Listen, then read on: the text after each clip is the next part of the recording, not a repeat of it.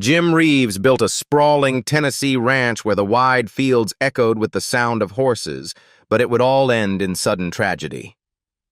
Known as Gentleman Jim to millions, he found peace on his acres of southern land, far from the spotlight of country fame. Yet behind the gates of his dream estate lay the final chapter of a life cut short, a shocking ending that still casts a shadow over his legacy. Many people were shocked to hear the news of Jim Reeves's death. On the afternoon of July 31st, 1964, Jim Reeves, already a towering figure in country music and known to millions simply as Gentleman Jim, took off on what was intended to be a routine business flight. At his side was Dean Manuel, his trusted business partner, longtime manager, and pianist for Reeves's backing band, the Blue Boys.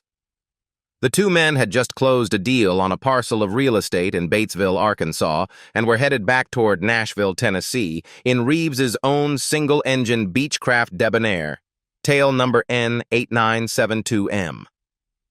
Reeves, who held a private pilot's license and had logged many hours in the cockpit, was at the controls. The trip seemed straightforward at first, but by the time the small aircraft approached the outskirts of Brentwood, Tennessee, conditions had worsened dramatically. A violent summer thunderstorm was moving through the region, producing sheets of rain and strong gusts that made flying especially treacherous for a light aircraft. Subsequent investigation would reveal that Reeves fell victim to spatial disorientation, a phenomenon that often occurs when pilots lose reliable visual reference to the horizon in heavy weather. In the confusion following the crash, a number of rumors circulated.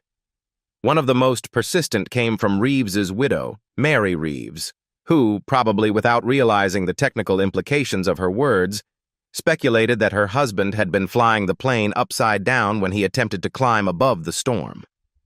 This version of events was repeated in newspapers and fan circles for years. However, aviation records and eyewitness statements gathered by investigators paint a different picture. According to author Larry Jordan, whose 2011 biography, Jim Reeves, His Untold Story, draws on extensive forensic material, eyewitnesses who saw the plane moments before impact testified that the Beechcraft was not inverted. Jordan's work sheds light on the fateful final minutes. As Reeves approached Nashville, he was in communication with air traffic controllers, who advised him to make a right turn to avoid the worst of the storm. Instead, Reeves apparently chose to turn left, following what he thought was the line of Franklin Road leading toward the airport. In doing so, he flew further into the heaviest rainfall. Struggling to regain clear visual references on the ground, he allowed the plane's airspeed to drop dangerously low. At that point, instinct took over. Rather than responding with the measured steps outlined in training, Reeves pulled back hard on the yoke and applied full power. Tragically, that maneuver induced a stall spin, a deadly situation at low altitude. With only a few hundred feet of air beneath him, recovery was impossible. The final sequence happened in less than 2 minutes. According to tower recordings, Reeves entered the blinding rain at 4:51 p.m., and by 4:52 p.m., the aircraft had slammed nose first into the ground. The crash site lay in a wooded area just north-northeast of Brentwood, near the junction of Baxter Lane and Franklin Pike Circle, not far from modern Interstate 65. The force of the impact was so severe that the plane's engine and nose were driven deep into the soil. Search parties were immediately dispatched, but the wreckage remained hidden for nearly 2 full days. Fellow musicians and close friends of Reeves, including Marty Robbins, who later recalled hearing the sound of the crash from his own home and alerting authorities to the direction of the impact, and Ernest Tubb, joined in the search. At last, on the morning of August 2nd, 1964, the shattered remains of the Beechcraft were located. Inside were the bodies of Reeves and Manuel, still strapped in their seats. That same afternoon at 1 p.m., radio stations across the United States broke the news officially. Jim Reeves was dead at 40 years old. The announcement sent shockwaves through the music world. Reeves had been at the peak of his career, bridging the gap between country and pop audiences with his smooth, velvety baritone. 2 days later, thousands of grieving fans lined the streets of Nashville to pay their respects. His coffin, blanketed with flowers sent from admirers around the world, was carried in solemn procession before being taken to his final resting place near his boyhood home in Carthage, Texas. The scale of the mourning reflected the magnitude of his loss, not just for country music, but for American popular culture as a whole. Besides death, people are also particularly interested in Jim Reeves's personal life. On September 3, 1947, Jim Reeves married Mary White, the woman who would remain at the center of his life until his untimely death nearly 2 decades later. Their marriage was both a partnership of deep personal devotion and, eventually, a business alliance that would shape the course of his career. Those who knew them described their bond as strong but sometimes complicated, marked by Reeves's long absences on the road and Mary's behind-the-scenes management of his personal and professional affairs.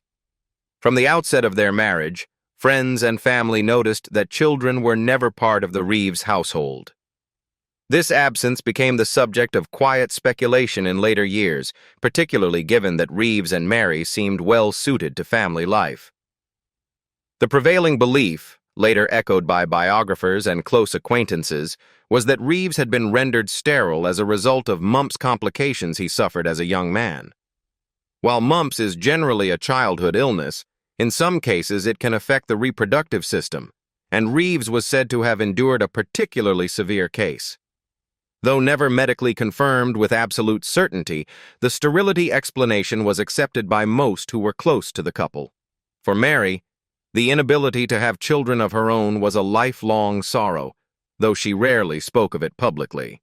She poured her energy instead into supporting Jim's ambitions, acting at times as his secretary, sounding board, and guardian of his image. Reeves himself, often away on tour or in the recording studio, did not dwell publicly on the matter either. He compensated for the absence of children in his life by cultivating strong friendships and mentoring younger musicians, many of whom came to regard him as a father figure in the industry. The Reeves household was thus built not around the laughter of children, but around the discipline and focus of Jim's career. Mary was deeply invested in helping him project the polished, gentlemanly image that became his trademark. She was known for being meticulous about his wardrobe, his correspondence, and his schedule, ensuring that the gentleman Jim persona extended seamlessly from stage to real life. The question of children, however, never entirely disappeared. Fans occasionally asked in letters why Reeves and Mary had no family, and rumors sometimes circulated suggesting that Mary herself was unable to bear children. But those closest to the couple maintained that the issue stemmed from Jim's bout with mumps. Though he was never tested to a degree that would make the matter medically indisputable, the weight of evidence suggested sterility, leaving the couple to quietly accept their childless state. Despite this absence, Jim and Mary's marriage endured. It was not without strains. Reeves was away for long stretches, and his popularity with women created pressures that tested their union. But they remained devoted to one another. When Reeves's plane went down in 1964, it was Mary who became the custodian of his legacy. In the years that followed, she managed his estate with fierce determination, overseeing the release of previously recorded material and ensuring that his name and music remained alive to fans worldwide.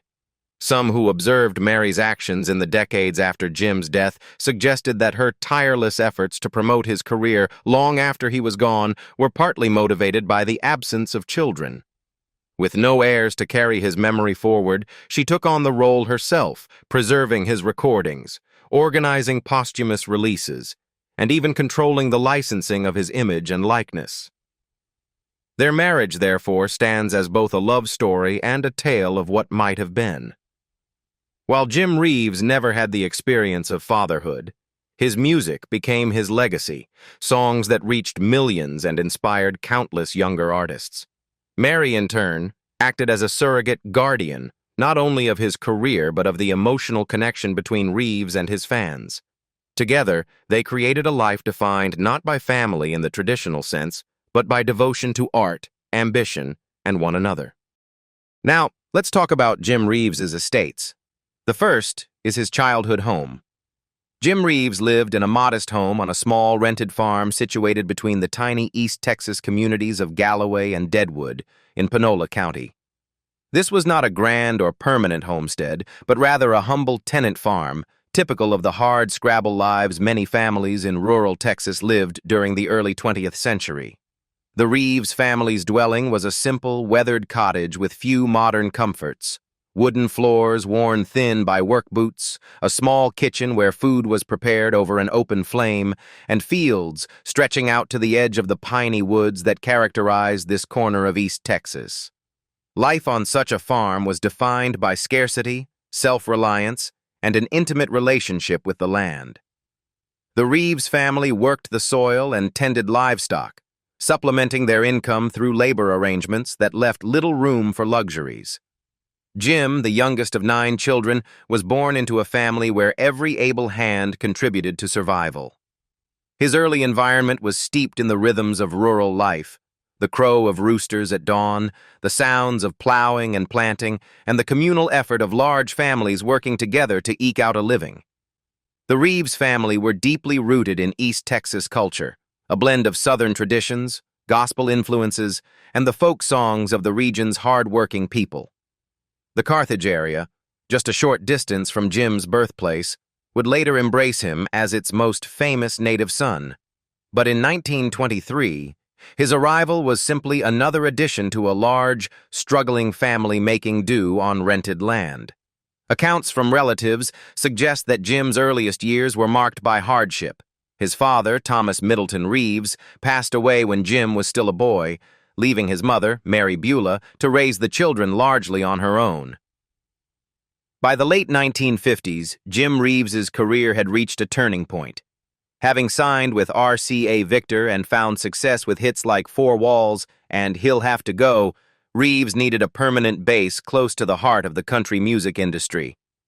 In 1958, he and his wife, Mary, purchased a comfortable brick home at 400 Westchester Drive in Madison, Tennessee, a suburban neighborhood located northeast of downtown Nashville. Unlike the rented farm of his birth or the temporary lodgings of his early career, this house became the couple's true residence, the place most closely associated with Reeves's Nashville years. The home itself reflected both Jim's rising prosperity and his preference for understated elegance. Set on a spacious lot, it was a sprawling brick ranch-style residence, typical of suburban developments of the period, but enhanced by touches that marked it as the home of a successful entertainer. Inside, the layout was open and rambling, with a living room designed for entertaining and a kitchen where Mary managed the household. Unlike some stars who indulged in extravagance, Reeves preferred practicality. Though the house was well kept and comfortable, a visible sign of the stability he and Mary had built together. Perhaps the most important part of the property was the basement office and studio, which Reeves adapted into a private workspace.